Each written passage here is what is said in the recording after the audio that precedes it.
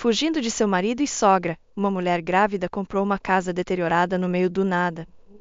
Após descobrir um testamento escondido na parede, a noite de outono, já escura e assustadora, ficava ainda mais densa com nuvens negras de tempestade. A luz da lua mal iluminava os arredores nesta parte de um pequeno e bastante pobre povoado.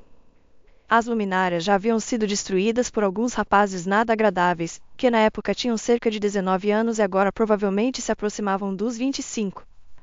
Em resumo, o povoado estava tão negligenciado pela administração local que os moradores não tinham outra opção senão depender de si mesmos. Isabel Martins, que estava prestes a completar 28 anos em apenas um mês, caminhava lentamente em direção à estação de trem, que ficava a uns 300 metros de distância. No entanto, os jardins mal cuidados em frente às casas na área residencial do povoado criavam uma sensação muito aterrorizante e inquietante de ansiedade. Dos arbustos frondosos, das árvores entre as quais se acumulavam montes de lixo variado na grama seca, qualquer um poderia estar escondido. Havia muitos edifícios abandonados por ali, de modo que o tipo de pessoas que poderiam estar nas ruas numa hora tão tardia dificilmente seria amigável com uma jovem e bela moça. Sobre seus frágeis ombros femininos, Isabel carregava uma enorme bolsa de viagem com seus pertences. Era realmente gigantesca, com capacidade de pelo menos 90 litros, contendo todas as suas posses pessoais, por assim dizer, que ela havia conseguido adquirir aos 28 anos. A noite escura tornava as nuvens no céu ainda mais densas. A passagem de trem que deveria levar Isabel para longe deste lugar amaldiçoado em apenas 1h30 estava reservada para as 22h21, hora local, e às 22h15, segundo a previsão do tempo, esperava-se um incrível aguaceiro com trovões e possivelmente granizo severo. Isabel esperava que pudesse encontrar algum tipo de abrigo na estação, embora, pelo que se lembrava, a estação de trem local estava em um estado tão precário que qualquer abrigo ou toldo seria o melhor que poderia esperar. A enorme bolsa pesada que ela tinha que segurar por baixo continuava escorregando pelo seu casaco de outono escorregadio. Em um momento, a bolsa quase caiu no chão, mas Isabel conseguiu pegá-la bem a tempo ao se abaixar bruscamente. Imediatamente, sentiu uma dor aguda nas costas, mas cerrou os dentes contra a dor e esperou alguns segundos até que se acalmasse antes de continuar seu caminho para a estação. A passagem estava no bolso interno de sua jaqueta, junto com seus documentos e uma pequena quantia em dinheiro, suficiente para pelo menos comprar algo para comer. A situação em que a jovem se encontrava comoveria até a pessoa mais insensível e endurecida, alguém indiferente à compaixão e à simpatia. Mesmo aqueles que simplesmente não conseguem sentir tais emoções experimentariam de alguma forma uma desagradável pontada no coração, ou talvez um arrepio percorrendo sua coluna, se soubessem pelo que a infeliz moça havia passado enquanto se apressava para deixar esta cidade para trás. Mas ela não desistiu. Desde a infância, seu pai, que havia falecido há vários anos junto com sua mãe, havia ensinado a pequena Isabel a suportar todas as dificuldades e provações da vida com resiliência. Ele havia dito que desistir não era uma opção, não importava o quão doloroso ou solitário pudesse ser, tinha que seguir em frente, e mesmo que caísse, devia se levantar enquanto tivesse forças. Isabel havia levado essas palavras consigo ao longo de sua vida, embora ainda não tivesse vivido tantos anos. Em algum lugar à direita, ouvia-se o estrondo das rodas sobre os trilhos. Esses mesmos sons de um trem que Isabel havia sonhado até recentemente estavam finalmente tão próximos, tão perto, que Isabel não pôde evitar sorrir ao imaginar-se embarcando no trem, deixando este lugar para trás, olhando pela janela e ouvindo uma playlist melancólica através de simples fones de ouvido brancos com fio que continuavam escorregando de suas orelhas. Esta cena era pura felicidade para ela naquele momento. Naturalmente, a moça não pôde evitar pensar no que supostamente aconteceria a seguir, de acordo com seu plano. O próximo capítulo estava destinado a ser uma nova vida, livre de Lucas e sua mãe odiosa, por quem Isabel, se sentia algo, sentia apenas ódio. Tudo o que ela havia vivido nos últimos anos de alguma forma se desvaneceria da memória, dando lugar a novas experiências que, muitos anos depois, ela recordaria com nostalgia enquanto estivesse sentada em sua aposentadoria, contando a alguém como havia começado sua vida do zero. E se alguém lhe perguntasse como tinha sido sua vida antiga, ela pararia por alguns segundos e então, com um sorriso gentil, diria, não me lembro. E ela esperava que realmente não se lembrasse. Seria bastante fortuito se acidentalmente ela caísse, aterrissando desajeitadamente, e então acordasse em um hospital onde descobrisse que havia perdido a memória e que nenhuma lembrança pudesse ser recuperada. Isso era a segunda coisa que ela realmente desejava naquele momento. Enquanto isso, Isabel havia quase chegado à estação de trem. Ao entrar na área da estação, encontrou-se imediatamente na plataforma. O vento soprava em seu rosto enquanto ela estava em um espaço aberto. Não queria entrar no prédio da estação, já que estava bastante quente em comparação com a rua, e Isabel suspeitava que se relaxasse em um banco, poderia adormecer e perder seu trem, sem ninguém por perto para acordá-la a tempo. Então, depois de olhar ao redor e não encontrar bancos nem abrigos, decidiu ficar de pé durante 1h30 e esperar seu trem. Para passar o tempo mais rapidamente, tirou seus fones de ouvido do bolso, que havia relutado em usar até agora porque estava caminhando por uma área pouco segura e precisava ouvir qualquer som para se sentir um pouco segura. Conectou-os ao seu telefone e colocou uma playlist aleatória. E aqui também a música triste, pensou com nostalgia, mas não a mudou. Ultimamente, ela se sentia atraída por ouvir música triste, e suas playlists recentes só continham isso. De pé na estação e, embora franzindo a testa, desfrutando do frio vento de outono que soprava diretamente em seu rosto, Isabel não percebeu como o tempo passava. Uma música começou a tocar na playlist que ela não podia ouvir devido à sua aversão ao artista. Ao tirar seu telefone para pular a música, viu que o horário se aproximava das 22h15. Olhando para o céu, viu que as nuvens sobre a estação haviam se reunido tão densamente e tão juntas que parecia que a chuva estava prestes a cair, arrastando tudo à vista e deixando apenas um espaço vazio onde se erguia a antiga e desgastada estação de trem. Olhando ao redor novamente, Isabel ainda não pôde encontrar nenhum abrigo ou toldo onde pudesse se proteger, então decidiu entrar no prédio da estação. Talvez houvesse algumas pessoas lá, já que não havia ninguém na plataforma. O silêncio e o vazio, com uma jovem vulnerável no meio de tudo isso, eram opressivos. Mas apesar de sua vulnerabilidade, ela tinha tanta vontade de viver que estava disposta a deixar a cidade onde havia passado toda a sua vida para começar de novo. No entanto, dentro do prédio também não havia ninguém, apenas um solitário agente de bilheteria sentado em um pequeno escritório visível apenas através de um vidro coberto com velhas e enferrujadas grades. Ele trabalhava silenciosamente em uma palavra cruzada. Isabel, olhando ao redor e percebendo que era a única ali, caminhou silenciosamente até o primeiro banco que viu. Seus passos ecoavam no saguão, e o agente de bilheteria, ao ouvir isso, foi obrigado a prestar atenção à jovem que entrava. "Para onde você vai?", chamou ele através de uma pequena abertura na janela, ajustando os óculos grossos no rosto. "Está aqui para comprar uma passagem?" "Comprei minha passagem há alguns dias", respondeu Isabel. "Meu trem parte em 11 minutos.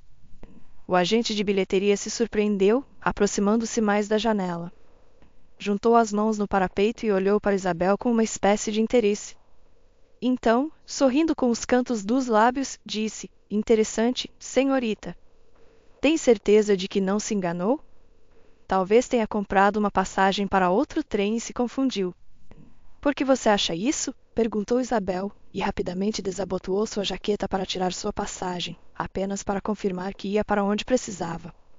"Vejo que você é a única que viaja neste trem", disse o idoso agente de bilheteria, com uma grande verruga saliente perto do nariz e os lábios tão enrugados quanto a casca de uma árvore. "Ninguém mais comprou passagens." "Você gosta de viajar sozinha?" A companhia do agente de bilheteria começou a irritar Isabel. O idoso, que provavelmente deveria ter se aposentado há muito tempo, a julgar por sua aparência, era intrometido demais e claramente estava ultrapassando seus limites. Isabel não tinha intenção de se justificar ou explicar por que havia escolhido esse trem em particular, essa direção ou esse horário. As circunstâncias haviam mudado suas decisões, e uma idosa desconhecida não deveria se preocupar com elas. O fato de ela ser a única a embarcar no trem nesta estação definitivamente não era problema dela. "Preciso ir ao destino deste trem", respondeu Isabel, ainda relativamente calma, embora uma leve nota de aspereza tenha se infiltrado em seu tom.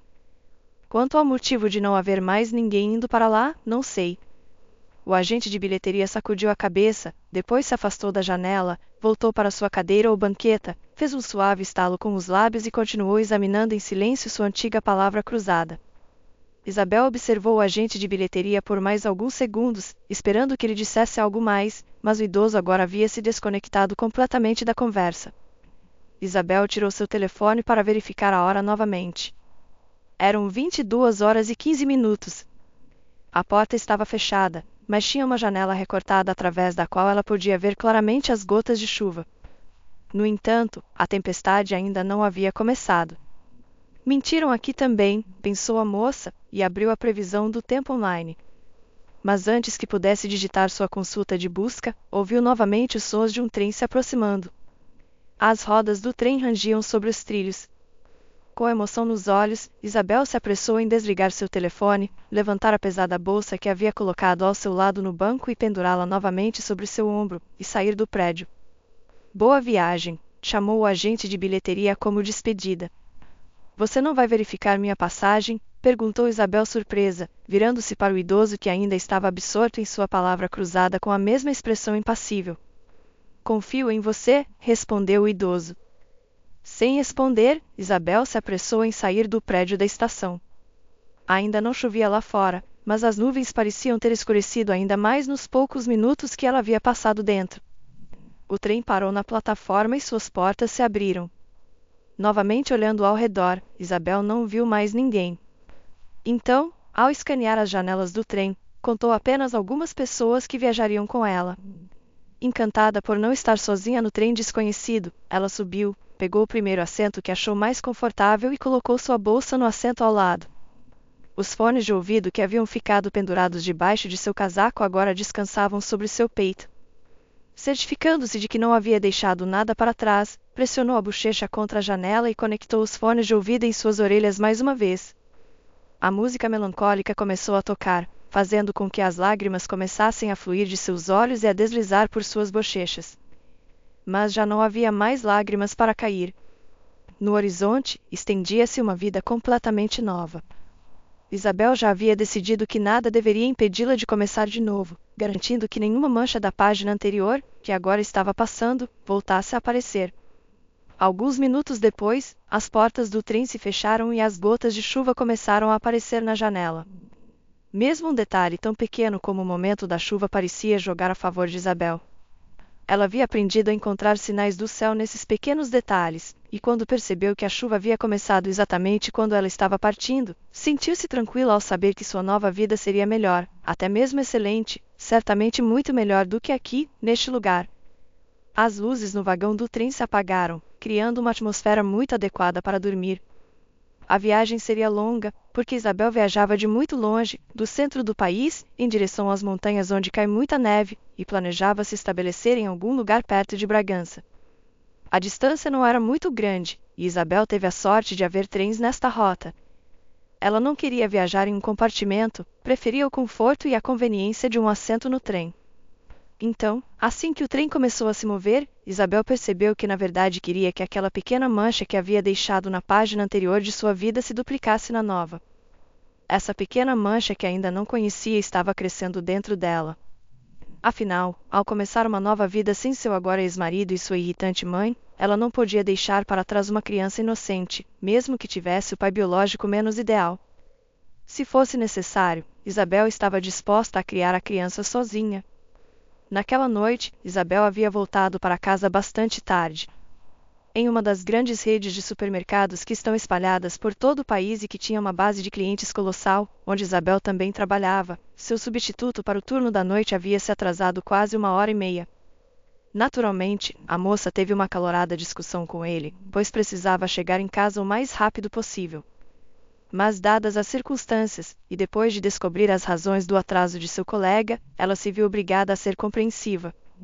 Ao voltar para casa na escuridão, quando o relógio já havia passado da meia-noite, Isabel só conseguia pensar se Lucas estava dormindo ou não. Se estivesse dormindo, então ela não tinha nada a temer. Mas se ainda estivesse acordado, sentado na cozinha e tremendo de nervos e estresse que essencialmente havia provocado a si mesmo, esperando que ela chegasse em casa, então ela enfrentaria um grande confronto.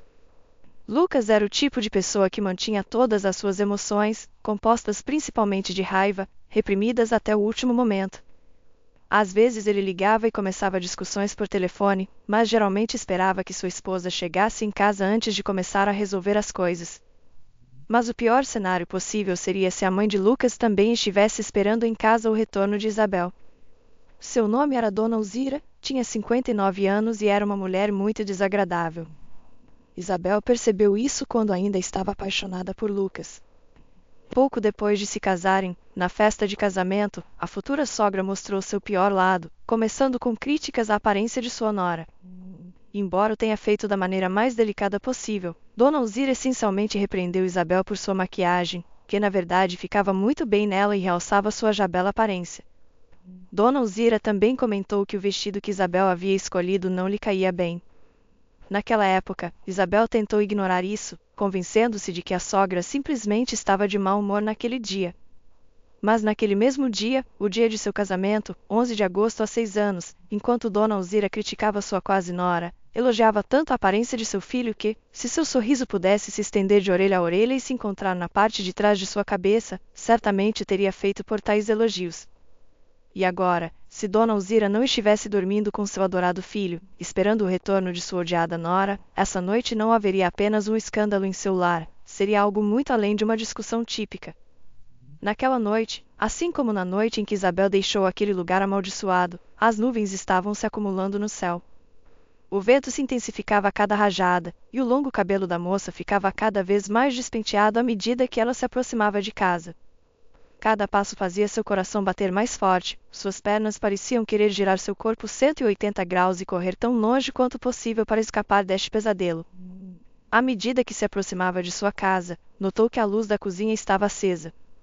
Suspirou pesadamente, tentando reunir a força e paciência para suportar este inferno mais uma vez, apresentado sob a aparência de pessoas que se chamavam de sua família, pessoas que supostamente deveriam apoiá-la e evitar que ela entrasse em colapso mentalmente, mas que, ao invés disso, a empurravam para um poço de depressão e constante estresse, crises nervosas e outras coisas desagradáveis. Ao abrir o portão do jardim e entrar no quintal, Isabel deu uma olhada na casinha do cachorro perto da entrada da propriedade. Na velha casinha desgastada que Lucas havia construído há alguns anos com tábuas úmidas, vivia seu cão Rock. Para sua própria desgraça, Rock havia encontrado seu caminho até eles. Até aquele momento, Isabel não havia percebido que os cães também podem escolher seus donos. Rock claramente não havia escolhido Lucas, e Isabel sentia muita pena dele. Rock estava deitado em sua casinha, descansando seu rosto sujo sobre suas patas, que refletiam nada além de desespero. Mas seus olhos se iluminavam com esperança sempre que via Isabel. A moça se sentia envergonhada por não poder ajudar o pobre animal. O que dizer, se nem mesmo podia ajudar a si mesma? Ao fechar o portão do jardim, Isabel se armou de coragem e deu um passo em direção à casa. Depois de caminhar alguns metros, começou a se repreender por não ter verificado antes a tigela de comida de Rock. Se voltasse agora para verificar, seu marido, que quase com certeza estava observando pela janela da cozinha que dava para o jardim, pensaria que ela estava assustada e havia decidido ir embora, evitando a desagradável conversa mais uma vez. Mentalmente se desculpando com Rock, ela continuou em direção à porta. Ao ficar diante da porta, a qual se chegava por alguns degraus de concreto, Isabel, que nunca havia acreditado em Deus, sentiu o impulso de fazer o sinal da cruz. Pensamentos passavam por sua mente a uma velocidade vertiginosa. Ela tentou antecipar cada possível cenário nos poucos segundos que tinha. Em sua imaginação, podia responder à grosseria de seu marido com sua própria grosseria, dar-lhe um tapa e sair sem dizer adeus. Tais fantasias lhe davam uma falsa sensação de esperança, que na realidade não tinha nenhuma chance de se concretizar. Eram apenas suas fantasias, suas próprias imaginações. Mas mesmo elas a ajudaram a reunir um pouco mais de coragem e a acreditar em si mesma. Reunindo sua coragem mais uma vez, ela subiu os degraus até a varanda e entrou na casa. A porta se fechou com um estrondo atrás dela. Todo o quintal, como a rua, estava envolvido em silêncio. Era a clássica calma antes da tempestade. Onde você esteve todo esse tempo? A voz irritada de Lucas ressoou na mente de Isabel. Ela nem mesmo havia chegado à cozinha, onde seu marido e possivelmente sua mãe louca estavam sentados, quando já ouviu a queixa dirigida a ela. O desespero a envolveu. A desesperança que havia estado espreitando dentro dela, esperando o momento adequado para surgir, finalmente aflorou naquele preciso momento. Assim que ouviu a voz de Lucas, ela percebeu quão profundamente estava decepcionada, não apenas com ele, mas com sua vida em geral. Afinal, ela havia escolhido esse marido para si mesma, ela havia escolhido viver com ele e sua mãe sob o mesmo teto. Em última análise, ela havia escolhido inicialmente a estratégia de não se defender, mas de amar até o fim. Suas próprias ações, decisões e princípios estavam finalmente destruindo-a, causando um sofrimento emocional insuportável e podendo levá-la a uma depressão prolongada, um problema com álcool ou algo ainda pior. Tirando os sapatos e despindo-se da jaqueta, Isabel entrou na cozinha com a cabeça baixa. Não importava o quanto quisesse, não importava o quanto tentasse resistir, sua natureza gentil e convencer-se de que devia se defender, ela não conseguia enfrentar seu medo de frente em momentos como este. Nem mesmo a voz de seu pai, como um anjo da guarda pessoal enviado para ela, oferecia consolo.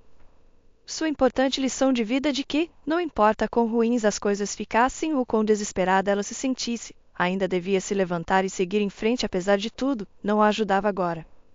Estava no trabalho, disse Isabel em voz baixa. Esperando o meu substituto. Ele se atrasou 1h30 porque sua namorada de repente foi parar no hospital e ele teve que ir com ela. Não pude fazer nada, Lucas. As circunstâncias eram as que eram. Ela ainda mantinha a cabeça baixa, mas já podia sentir o hálito malévolo e enfurecido de sua sogra, que provavelmente estava sentada bem ao lado de seu marido.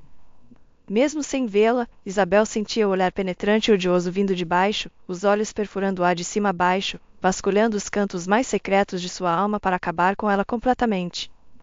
No trabalho, a voz depreciativa, com uma clara nota de escárnio, veio de Dona Alzira. E as circunstâncias simplesmente aconteceram. Você ouviu, Lucas? Ouvi, mãe, respondeu o homem. Mas, por favor, me diga por que as circunstâncias nunca podem sair a seu favor? Você me disse inúmeras vezes que nossa vida está em nossas mãos, Isabel. Então, por que você não pode tomar essas malditas circunstâncias em suas próprias mãos? Porque é meu dever esperar a troca de turno, respondeu a moça em voz baixa. Não posso deixar a loja até que meu substituto chegue. E Fidel se atrasou porque sua namorada. Já ouvimos falar dessa namorada, interrompeu Dona Alzira. Até quando você vai falar dela? Talvez você devesse explicar por que não pôde ligar, porque não nos avisou que ia chegar tarde. Porque temos que ficar sentados esperando você até a meia-noite. Nós também queremos dormir, querida. Porque ela não estava na loja de jeito nenhum, gritou Lucas. Sei que ela está com outros homens, não ficando até tarde no trabalho.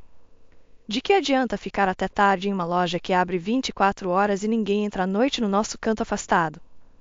Os malditos funcionários simplesmente ficam lá perdendo tempo, enquanto nossa Isabel não desperdiça nem um minuto. Eu sei disso com certeza. Nesse momento, Isabel finalmente reuniu coragem para levantar o olhar, encontrando-se com os olhos de seus algozes. No centro da mesa estava um homem meio despido, com os olhos inchados e olheiras, resultado de seu estilo de vida pouco saudável. Ao seu lado, sentada em um banquinho sem encosto, estava sua mãe, vestida com um roupão. Seu olhar perfurava cada centímetro do corpo de Isabel como se fosse com uma broca. Suportar os insultos verbais era muito mais fácil do que enfrentar esse olhar escrutinador. Incapaz de suportá-lo, a moça voltou a baixar o olhar para o chão. Começo a acreditar nisso também, disse Dona Alzira com mistério. Como sempre, é o cenário clássico da vida, Lucas. Agora ela anda com outros homens todas as noites, e logo começará a trazer esses homens para cá. Não ando com outros homens, exclamou Isabel de repente, mas foi imediatamente interrompida por sua sogra. Cale-se, tola. Você se dá conta de que suas escapadas estão ameaçando a existência de sua família? Confio mais no meu filho do que em você, e se Lucas acredita que você é uma esposa infiel, então é assim que é. Sua intuição nunca o enganou. Intuição? Perguntou Isabel, encontrando de repente alguma coragem. Que intuição? Minha intuição me diz que ele é um maldito mimado que se esconde debaixo da saia da mãe o tempo todo. E minha intuição também me diz que você é uma mãe assustada e irresponsável, já que mimou tanto seu filho que aos 30 anos ele ainda vive com você e não tem intenção de se mudar. A voz de Isabel ressoou na sala. Mas após sua última palavra, houve um profundo silêncio na casa. Mesmo o vento que soprava lá fora e podia ser ouvido através das janelas parecia ter parado naquele momento, deixando de fazer barulho. Todo mundo parecia prender a respiração, como uma plateia assustada em um cinema esperando para ver o que aconteceria a seguir. Isabel levantou a cabeça. 4 olhos malignos ainda olhavam, mas nem Lucas nem sua mãe se moveram. Após alguns segundos que pareceram horas, Lucas e Dona Alzira se viraram lentamente um para o outro e então de volta para Isabel. Mas alguns segundos de silêncio finalmente foram quebrados por uma risada estrondosa. Seu marido e sua sogra riram maliciosamente. Olhando para a moça, riram tão alto que parecia que seus tímpanos iriam estourar e o vidro da cozinha começaria a rachar. Apontavam os dedos um para o outro, segurando o coração e o estômago com a outra mão. Gradualmente, sua risada começou a diminuir de tom e parecia como se tivessem gravado sua risada e a estivessem reproduzindo em câmera lenta, com uma distorção pesada. Isabel olhou com um olhar desconcertado para sua família que ria maliciosamente dela, e então, escuridão. Uma escuridão total e aterrorizante, sem possibilidade de fuga. Embora houvesse uma chance de escapar dela, e Isabel aproveitou essa chance. Ela abriu os olhos. Era o mesmo sonho que a havia atormentado com frequência, tinha retornado novamente. A mesma cena miserável que ela havia esperado nunca mais ver apareceu quando ela adormeceu acidentalmente no trem. A música triste ainda tocava em seus fones de ouvido, e do lado de fora da janela ainda estava muito escuro, assim como dentro do vagão do trem. Mas já não chovia mais. As gotas no exterior da janela que estavam lá quando o trem partiu da estação já haviam sido varridas pelo vento forte e pela velocidade do trem esfregando os olhos. Isabel olhou sonolenta para o vagão escuro do trem. No início, não viu nada, mas queria esperar que o trem já tivesse ido para algum lugar e que pelo menos houvesse mais algumas pessoas em seu vagão. Mas não havia ninguém. O vagão estava completamente vazio. Aparentemente, o trem havia parado em uma estação, mas os passageiros haviam diminuído em vez de aumentar. Ela poderia se arriscar a ir para outro vagão, mas Isabel decidiu que estava bem ficar ali. Não havia condutor, então ela poderia se mover livremente entre os vagões. Com um toque de tristeza, Isabel olhou mais uma vez para a interminável escuridão que se escondia entre as árvores no corredor da floresta pelo qual o trem estava passando naquele momento. Talvez não fosse apenas um corredor, mas uma floresta inteira, e em algum lugar profundo dentro dela poderiam estar à espreita animais selvagens, raposas, ursos, lobos, prontos para devorá-la se ela ficasse sozinha na natureza. Mas ela pensava que mesmo ser devorada por um animal selvagem seria um resultado melhor do que deixar sua vida como havia sido antes de subir no trem. Não havia postes de luz, nem infraestrutura, nem sinais de vida fora da janela. Tudo estava tão vazio quanto sua alma. Isabel tirou seu telefone para verificar a hora. Ainda faltavam 5 horas até seu destino final. Bocejando sonolenta, apoiou a cabeça contra a janela novamente e olhou entre as árvores, voltando a adormecer. De alguma forma milagrosa, ela acordou 20 minutos antes do trem chegar à sua estação onde deveria descer. Ao perceber isso, sentiu-se incrivelmente aliviada, já que perder sua parada teria sido fácil e direto, e ela teria acabado viajando para um destino desconhecido. Mas ela sabia exatamente para onde estava indo. A manhã sombria estava agora do lado de fora da janela. Não havia chuva, apenas nuvens cinzentas que não traziam tempestades nem aguaceiros, escurecendo o céu e impedindo que os raios do sol atravessassem. Isabel gostava desse tipo de clima. Lembrava com nostalgia como, quando era criança, costumava discutir com seu pai sobre qual era o melhor clima. Ela devia ter uns 10 anos, ou talvez até menos. Seu pai costumava se deitar no sofá da sala assistindo alguns programas políticos que adorava, enquanto a pequena Isabel, cheia de energia, tentava interromper e chamar sua atenção sempre que havia uma boa oportunidade. Ela tentava chamar a atenção de seu pai com alguma pergunta estranha a qual ele, segundo as regras do jogo que ela havia inventado, era obrigado a responder. Caso contrário, perderia o controle remoto por 2 horas. Não sei o que me possuía, lembrou Isabel com um sorriso, enquanto o trem atravessava a floresta matinal. Foi então que surgiu a pergunta que Isabel provavelmente lembraria pelo resto de sua vida. O que é melhor, a chuva ou o sol? Perguntou a pequena Isabel a seu pai. Claro que é o sol, exclamou seu pai, tentando pegar o controle remoto de volta. Isso não é verdade. A chuva é melhor porque quando faz sol, faz muito calor. Mas quando chove, fica fresco lá fora e é tão agradável ficar em casa e olhar pela janela. Isabel ainda mantinha a mesma opinião. Ela adorava sentar-se junto à janela em dias chuvosos, ver como as pessoas se apressavam pelas ruas, abrindo rapidamente os guarda-chuvas que haviam carregado nas mãos ou puxando urgentemente os capuzes de suas jaquetas. Agora ela teria muito tempo para apreciar tais vistas. Mesmo que não houvesse transeuntes, guarda-chuvas ou capuzes, haveria ar fresco, natureza limpa e um ambiente praticamente intocado. Hoje em dia, restam poucos lugares assim, mas Isabel havia conseguido encontrar um. Logo a moça desceu do trem e se encontrou em uma movimentada estação ferroviária. Definitivamente havia mais gente aqui do que em sua cidade natal quando ela partiu, e agora podia sentir que não estava sozinha. Nenhum irritante funcionário de bilheteria lhe diria que ela havia comprado uma passagem para o trem errado e se intrometeria na vida dos outros. Olhando ao redor, ela notou novamente que sua bolsa escorregava de seu ombro. A jaqueta escorregadia impedia que a alça ficasse firme em seu ombro, então ela tinha que segurar a bolsa por baixo com a mão. Mas em meio a sensações desconhecidas, Isabel havia se esquecido completamente disso. Ela conseguiu pegar a bolsa no último momento, justo quando estava prestes a cair no asfalto. Novamente, Isabel teve que se inclinar bruscamente para agarrar a bolsa, e mais uma vez isso lhe causou uma dor aguda nas costas.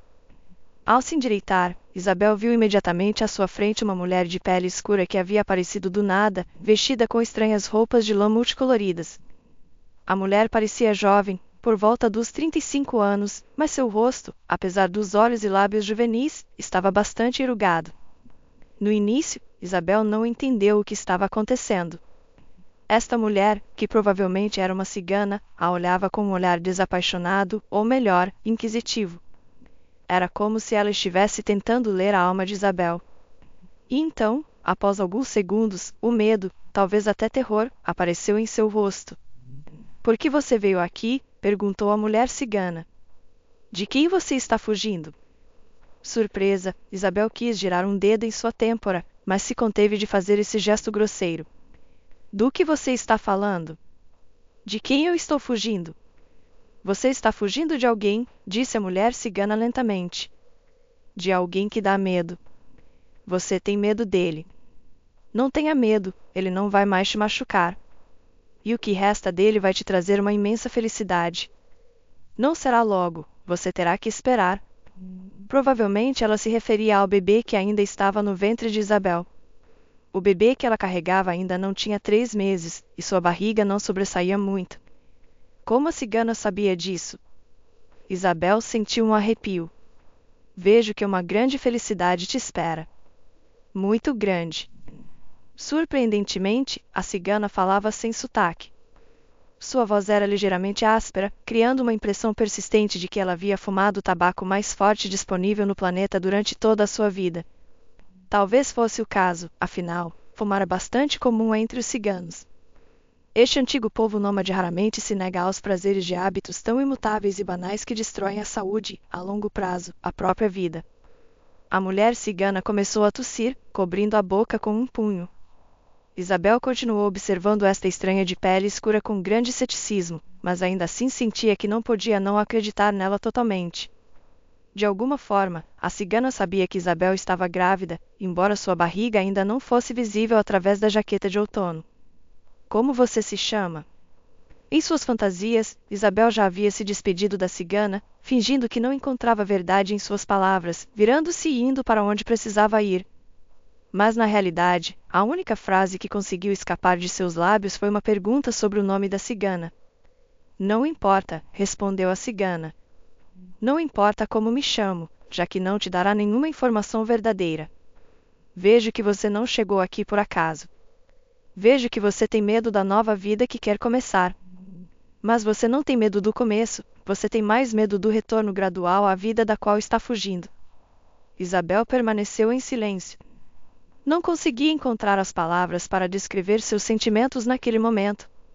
Por mais que tentasse, não acreditava em misticismo, adivinhação ou algo parecido.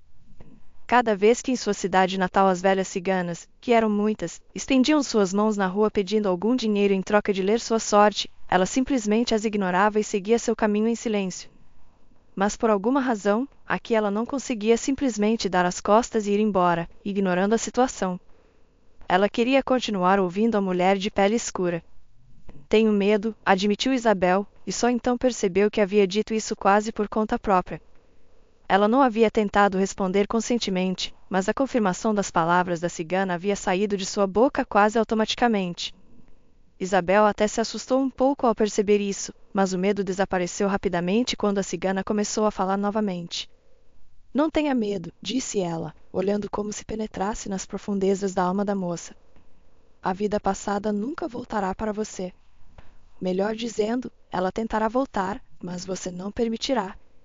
Sua vida, como você deseja, começa de novo. As estrelas e o céu estão te guiando para a felicidade que você realmente merece. Seu destino agora está nas mãos de forças que impedirão o retorno do inferno que você já suportou. Você voltou para sua terra, Isabel. Isabel pensou, e seu rosto refletia completa confusão e até mesmo um lampejo de medo. Isabel não entendia como a adivinha sabia seu nome. Poderia ser que ela tivesse discernido algo sobre seu destino apenas olhando para ela? Ela havia ouvido que o destino podia ser previsto através das linhas da palma da mão, mas nunca havia ouvido que o futuro de alguém pudesse ser previsto simplesmente olhando para a pessoa. A cigana claramente possuía alguns poderes sobrenaturais que Isabel não conseguia compreender. Então a estranha deu um passo para trás, assentiu lentamente com a cabeça com confiança, e depois se virou e se afastou, finalmente desaparecendo entre a multidão. Isabel ficou paralisada no lugar, incapaz de entender ou processar o que acabará de acontecer. Mal conseguia se mover, suas mãos e pés estavam dormentes, e a única coisa que podia fazer era ficar parada e piscar. O controle sobre seu corpo só voltou alguns momentos depois, quando a adivinha havia desaparecido de vista, fundindo-se com as muitas pessoas na estação. A estranha realmente havia deixado Isabel em um estado de confusão que durou o dia todo. A casinha, como você pode ver, é bastante pequena, é claro, e precisa de uma boa reforma, mas infelizmente simplesmente não podemos pagar por isso. A moça, que era tão jovem quanto Isabel, com uma expressão triste no rosto, caminhava pela casa mostrando e explicando tudo o que havia dentro. Cada cômodo tinha sua própria história, que esta moça compartilhava com entusiasmo, mas cada história quase fazia brotar lágrimas de seus olhos. Por que você decidiu vendê-la? Perguntou Isabel, examinando o papel de parede descascado na sala de estar. A reforma aqui não custará tanto. A casa em si não está mal, e o lugar é tranquilo. E pelo que entendo, esta casa é uma lembrança muito valiosa para você. Sabe, Isabel, disse Sandra, a moça que vendia a casa, com uma expressão triste no rosto, às vezes na vida de uma pessoa chega um momento em que você simplesmente quer se livrar de tudo que é velho. Você quer dar um passo em direção a uma nova vida, com um novo fôlego e completamente livre de lembranças do passado. É claro que esta casa é uma lembrança muito preciosa para mim. Nasci aqui e passei quase toda a minha vida aqui. Mas essas lembranças não me deixam avançar. Quero seguir em frente, fazer algo mais, mas tudo que posso fazer agora é voltar aqui, reler meus diários da infância e lembrar dos tempos em que meus pais ainda estavam vivos. Sinto muita falta deles, mas sinto que preciso avançar. Talvez se eles estivessem vivos, quisessem que eu fizesse exatamente isso. Em cada palavra de Sandra, Isabel encontrava ecos de sua própria história. Era como se duas irmãs gêmeas que nunca se conheceram se encontrassem e começassem a compartilhar suas vidas, e no processo cada uma se surpreendesse com quão semelhantes eram suas vidas. Eu entendo, assentiu Isabel. Eu te entendo perfeitamente. Mas por que você a vende tão barato? Livrar-se das lembranças é sempre difícil, sabe? As lembranças não são destinadas a ser exploradas. As lembranças são destinadas a ser esquecidas, mais cedo ou mais tarde, deixando apenas certos momentos especialmente agradáveis em sua mente. Além disso, mesmo se eu tivesse colocado um preço mais alto nesta casa, duvido que alguém teria respondido. O negócio foi concluído no mesmo dia. Em uma bolsa cuidadosamente guardada, havia uma soma considerável de dinheiro, calculada para ser suficiente para comprar a pequena casa. O dinheiro que Isabel usou para comprar seu novo lar, que planejava mobiliar completamente ao seu gosto com o tempo, havia sido economizado ao longo de vários anos. Às vezes, ela teve que mentir para seu marido ciumento sobre seu salário, dizendo que era menor do que realmente era. Ela não sabia por que estava economizando esse dinheiro. Também era um hábito incutido por seu falecido pai desde a infância. Desde essa idade, a menina havia seguido estritamente as instruções de vida de seu pai, se é que se podiam chamar assim. Isabel nunca teve a menor dúvida de que seu pai a aconselhava com as melhores intenções. Pelo contrário, sempre admirou o quão bem preparado seu pai estava para a vida e como agora estava preparando sua filha. Poderia-se dizer que ela estava economizando para um dia chuvoso, e esse dia chuvoso, como era de se esperar, finalmente chegou.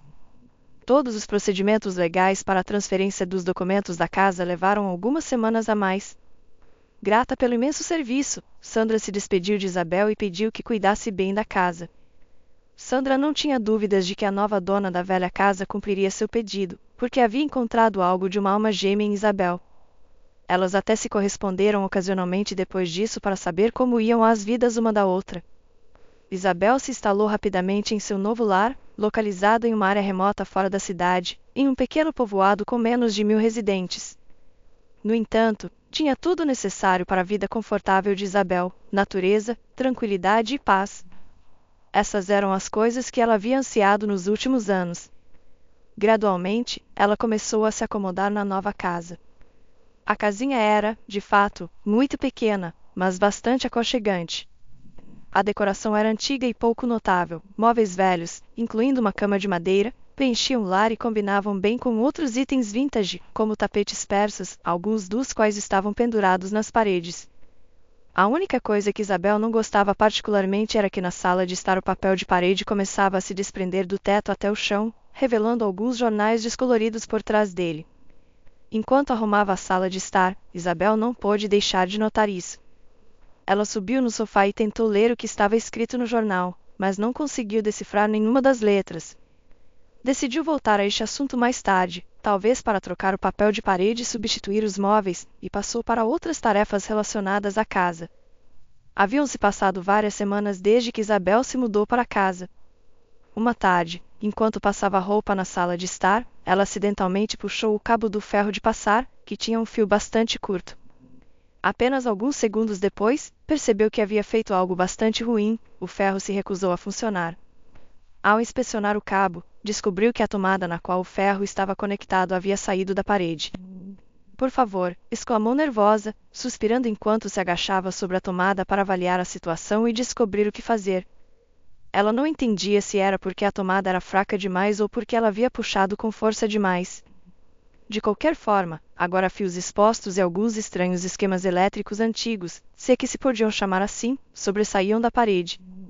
Isabel não sabia nada sobre trabalhos elétricos, então não conseguia descobrir o que fazer com a tomada quebrada. Justo quando estava prestes a se levantar, viu algo que parecia um pedaço de papel enrolado no buraco onde a tomada havia estado. Esta descoberta a desconcertou. Por que alguém colocaria papel dentro de uma tomada? A tomada era tão fraca que haviam colocado uma almofada de papel nela? Apesar de sua confusão, ela também estava intrigada. Isabel rapidamente percebeu que precisava usar algo não metálico para evitar tocar os fios e se arriscar a levar um choque elétrico. A primeira coisa que lhe ocorreu foi um simples cabo de plástico. Ela não tinha certeza absoluta, mas sua intuição lhe dizia que o plástico não deveria conduzir eletricidade. Após um esforço, Isabel conseguiu tirar o papel do buraco. Eram 2 folhas de tamanho padrão dobradas em 4. Uma das folhas estava escrita à mão, e Isabel notou imediatamente que a caligrafia era muito pequena, embora ainda não tivesse tido a chance de examinar o papel detalhadamente. A outra folha estava impressa e decorativa, o que chamou um pouco mais sua atenção. "Isso é um testamento?", perguntou-se, lendo o que estava escrito em letras grandes no belo papel decorativo. Confirmando que se tratava de fato de um testamento legalmente redigido, Isabel se interessou imediatamente pela segunda folha que continha o texto manuscrito. Toda a folha estava preenchida com uma escrita muito fina, mas legível. Isabel decidiu que seria desconfortável ler uma nota tão grande enquanto estava de joelhos, então se mudou para um pequeno e velho sofá que mal se mantinha em pé, com seu encosto, braços e pernas ameaçando desmoronar. Sentada confortavelmente, Isabel começou a ler o que estava escrito na nota: "Querida Sandra, sei que você encontrará esta nota, talvez depois da morte de mamãe e minha. Você estará renovando a casa e, ao trocar as tomadas, se deparará com esta folha. Talvez a encontre seu homem, que o fará por você. Não posso prever as circunstâncias sob as quais este papel chegará às suas mãos, mas sei com certeza que mais cedo ou mais tarde você o encontrará. Não posso nomear as datas exatas em que mamãe e eu partiremos. Talvez morramos no mesmo dia, como em alguma peça de teatro ou filme romântico. Ou talvez o destino nos separe de outra maneira. Sinto muito, não posso saber. Mas o que sei é que depois de nossa morte, você poderia ficar um pouco mais feliz se primeiro ler o testamento. Você deve saber que é completamente legal. Tem um velho amigo que você conhece muito bem. Seu nome é Sr. Alberto e ele mora na rua vizinha. Pode ser que ele já não esteja vivo, mas ele me ajudou muito com este testamento, já que no momento em que escrevi esta nota, ele é advogado. Bem, não quero ocupar muito do seu tempo, mas preciso explicar algumas coisas, filha. O que este testamento lhe transmite é algo que você nunca viu antes, algo que nunca soube e não devia saber. Embora mamãe e eu tenhamos tentado durante toda a nossa vida criá-la como uma moça diligente que abordaria tudo com um senso de responsabilidade, não podemos saber o que você poderia ter feito se soubesse disso com antecedência. Como se diz, o dinheiro corrompe as pessoas, e grandes somas de dinheiro transformam as pessoas em bestas selvagens. A soma que queremos lhe transmitir foi economizada por nós ao longo de toda a nossa vida. Lembra como lhe dizíamos que sempre economizasse dinheiro para um dia chuvoso? Bem, mamãe e eu seguimos essa regra nós mesmos. Economizamos uma quantia que provavelmente durará para o resto dos seus dias. Sim, Sandra, vivemos nossas vidas quase na pobreza, mas mamãe e eu nunca perdemos a esperança de que as coisas eventualmente melhorariam. Estávamos endividados, devíamos uma grande quantia ao banco, nos assustavam homens grandes com jaquetas de couro e tacos nos ombros, mas suportamos. Suportamos porque sabíamos que você teria uma vida rica e feliz pela frente. Para nós, vivê-la já não tem sentido. Mamãe e eu somos velhos e bastante doentes, então toda a nossa esperança, Sandra, está em você. Mamãe e eu acreditamos que você não desonrará nosso nome. Os tempos mudaram, agora é muito mais fácil fazer algo na vida do que antes. Toda a sua vida está em suas mãos, filha. Já que não podemos viver bem, pelo menos você deveria fazê-lo. Talvez este dinheiro ajude a começar um projeto no qual você tem pensado.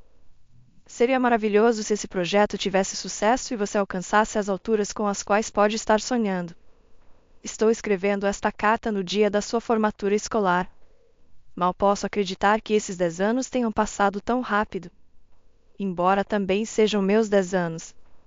Cada dia que você ia para a escola pela manhã, desde o primeiro dia da primeira série até o último dia, eu me preocupava com você. Me preocupava que você tirasse uma nota ruim que pudesse estragar seu humor, me preocupava que a intimidassem e você não pudesse se defender de seus agressores, me preocupava o simples fato de que algo perigoso pudesse acontecer com você, algo que mamãe e eu não poderíamos suportar. Mas está tudo bem agora.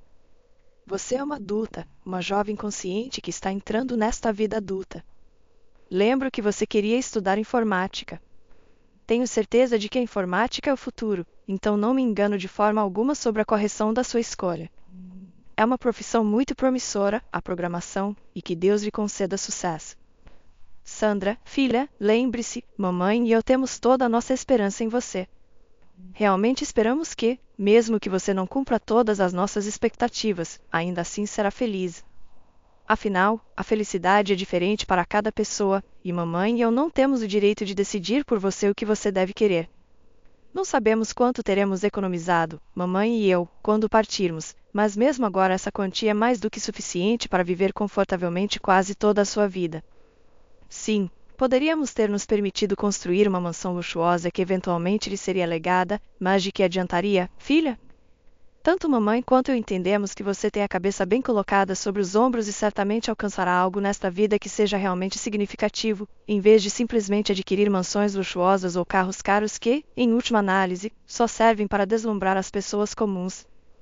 Mamãe e eu realmente esperamos que você se torne, se não alguém grandioso para todos, pelo menos alguém grandioso para nós. Não nos decepcione, Sandra. Mamãe e eu acreditamos em você. Estou escrevendo isto e me entristece profundamente pensar que mais cedo ou mais tarde você encontrará esta carta, já que significaria que nossas vidas terminaram e não poderemos mais vê-la todos os dias, sabendo que criamos uma moça verdadeiramente diligente. não poderemos mais cuidar de você nem lhe dar conselhos sobre como lidar com diversas situações na vida.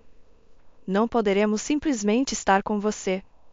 Mas saiba que, enquanto mamãe e eu vivermos em sua memória e em seu coração, estamos vivos de certa forma.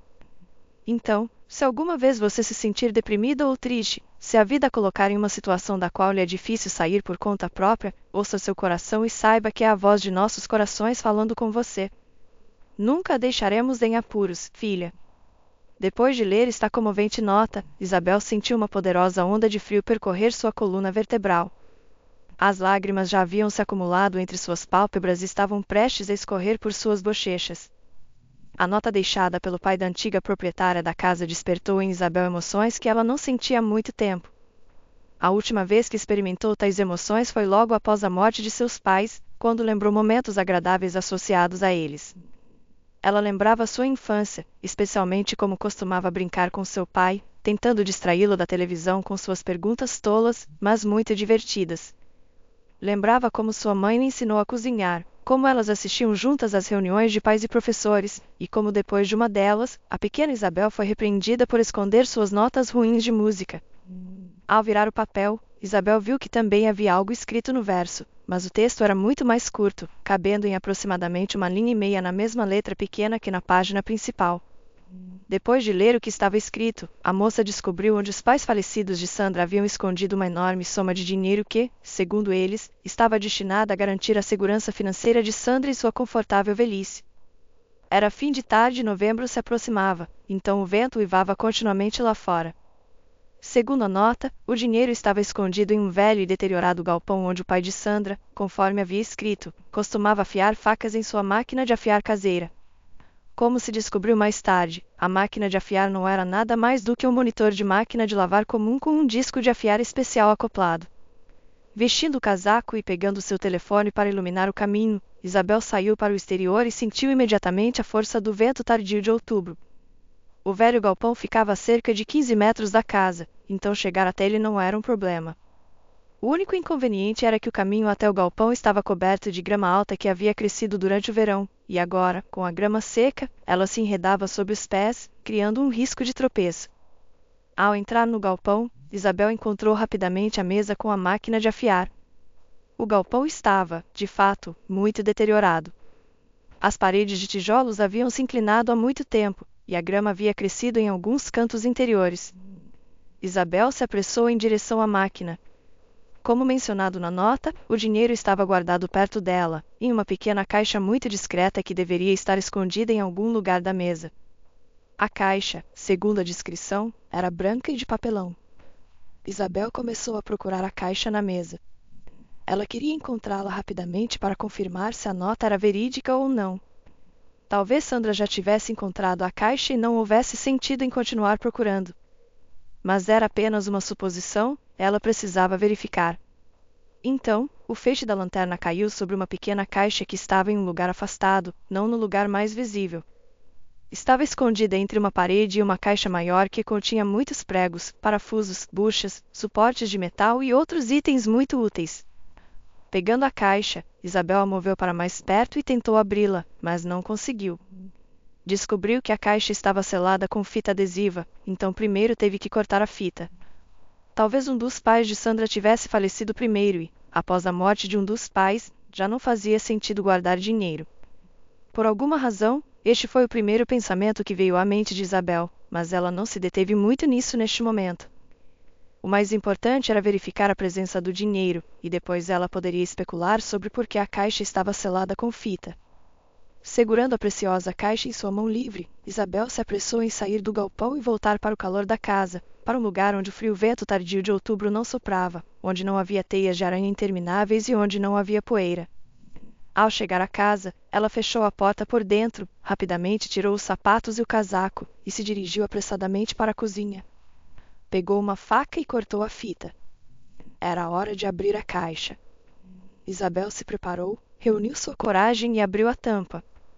O que viu em seu interior a surpreendeu verdadeiramente. A caixa continha vários pacotes grossos de notas envoltos em elásticos. Havia, de fato, muito dinheiro, e Isabel percebeu que esta quantia poderia garantir uma vida confortável até bem entrada a velhice. Fechando os olhos, Isabel começou a sonhar com como poderia usar este dinheiro para viver confortavelmente, criar uma filha que não lhe faltasse nada e simplesmente acordar todos os dias com a certeza de que haveria algo para comer na geladeira. Mas isso estava errado. Isabel não tinha intenção de ficar com o dinheiro de outra pessoa. Mas nada a impedia de simplesmente sonhar. Ao abrir os olhos e olhar para a caixa de dinheiro mais uma vez, ela pegou o telefone que estava sobre a mesa e imediatamente discou o número de Sandra. Esperava que a antiga dona da casa atendesse rapidamente. E assim foi. Sandra atendeu o telefone sem fazer Isabel esperar muito. "Olá", exclamou Isabel assim que o telefone parou de tocar. "Olá, Sandra. Tenho notícias para você, mas não sei como você as receberá." "Olá, Isabel", respondeu Sandra, soando desconcertada. "O que aconteceu?" "Às 9 da noite. Aconteceu alguma coisa? Você encontrou algo?" "Sim. E é bastante importante." "Você tem a possibilidade de vir agora mesmo?" "Espero que sim." "Sandra, honestamente, é um assunto muito importante que requer atenção imediata. Você precisa vir. Você tem que vir agora mesmo." "Está bem, de acordo", respondeu a antiga dona da casa, ainda desconcertada, com um leve indício de apreensão em sua voz que Isabel pôde detectar. "Chegarei em 40 minutos. Espere-me." "Está bem, esperarei", disse Isabel e desligou. Quando Sandra chegou, ligou para Isabel, que então abriu a porta. Assim que Sandra entrou, Isabel praticamente se lançou ao pescoço de sua nova conhecida, tentando transmitir um senso de intriga. A todas as perguntas de Sandra, Isabel respondeu que logo ela poderia ver tudo por si mesma. A única coisa que havia divertido Sandra de antemão era que ela poderia ficar muito angustiada e começar a chorar, mas provavelmente valeria a pena. Uma vez dentro da casa, Isabel conduziu imediatamente Sandra à sala de estar, onde as duas notas estavam. "Agora escute", disse Isabel, sentando Sandra no sofá. "Eu estava passando roupa e o ferro tinha um fio muito curto. Não sei como aconteceu, mas acidentalmente puxei o ferro e a tomada literalmente caiu da parede. Você pode ver por si mesma." "Vejo", assentiu Sandra. "E o que isso significa?" "Que as tomadas da casa não são muito boas." "Sim, eu sei. Mas você me avisou sobre isso quando me mudei." "Então não se trata disso", exclamou Isabel. "Sinto muito ter me intrometido em algo que não era da minha conta. Quando verifiquei o que encontrei na tomada. Pode ser que você não me entenda de jeito nenhum neste momento, mas entenderá em breve." Aqui, ela entregou a Sandra a primeira folha de papel ao testamento. "Você pode ler isso." Sandra leu o testamento em silêncio, sem entender completamente do que se tratava. A escrita era vaga e a redação um tanto confusa. O documento mencionava que ela deveria herdar uma certa quantia de dinheiro, mas não se especificavam valores concretos. "E daí?", perguntou Sandra surpresa, devolvendo o testamento. "Isso é um testamento. Pelo que entendo, a casa me foi transferida por testamento." "Sim, mas não se menciona nada sobre dinheiro." "Agora, por favor, tenha paciência", interrompeu Isabel. "Provavelmente será muito difícil para você ler isto. Se eu me emocionei até as lágrimas e não estou envolvida na sua situação de forma alguma, então é possível que você fique muito angustiada. Aqui, se você precisar de água ou algo para se acalmar, eu tenho. Só me diga." Sandra pegou cautelosamente a nota manuscrita e começou a lê-la cuidadosamente. Levou cerca de 5 minutos para lê-la, mas no segundo minuto ela já estava chorando. Sandra usava maquiagem, então as lágrimas escorriam por suas bochechas e borravam seu rímel. Ao terminar de ler a nota, ela rapidamente a devolveu a Isabel, levantou-se bruscamente do sofá e se aproximou da janela, apoiando as palmas das mãos no peitoril. Permaneceu em silêncio, olhando para o jardim escuro. "Você quer que eu te traga um pouco de água?", perguntou Isabel com preocupação. "Se você precisar de algo, por favor, me diga." "Sandra, tudo isso começou por minha culpa, e se não fosse por mim, você nunca teria sabido disso e não estaria tão angustiada." "Estou bem", respondeu Sandra, contendo os soluços. "Então, e quanto à quantia de dinheiro? Você não leu o verso da nota, onde dizia onde o dinheiro estava escondido?" fui lá e peguei a caixa. Juro que não tirei nada dela. Você verá por si mesma quando examinar a caixa. O dinheiro dentro está coberto por uma grossa camada de poeira. Isabel conduziu Sandra à cozinha, onde ela olhou para o dinheiro deixado por seus pais. Ao vê-lo, Sandra desmoronou ainda mais. Ela se lançou ao pescoço de Isabel, e esta abraçou felizmente sua nova amiga. Isabel simpatizava com Sandra, mas para ser honesta, também se sentia um pouco invejosa, embora de uma maneira boa, não por egoísmo. Como era de se esperar, Sandra pegou o dinheiro que seus pais haviam lhe deixado. Ela compartilhou que costumava brincar com seu pai sobre querer se tornar algum tipo de inventor ou descobridor cujo invento mudaria o mundo. Ela havia dito isso completamente em tom de brincadeira, mas seu pai via um pequeno grão de verdade em cada piada. Talvez por isso ele tivesse escrito o que escreveu na nota. Em um gesto de imensa gratidão, Sandra compartilhou uma parte substancial do dinheiro com Isabel.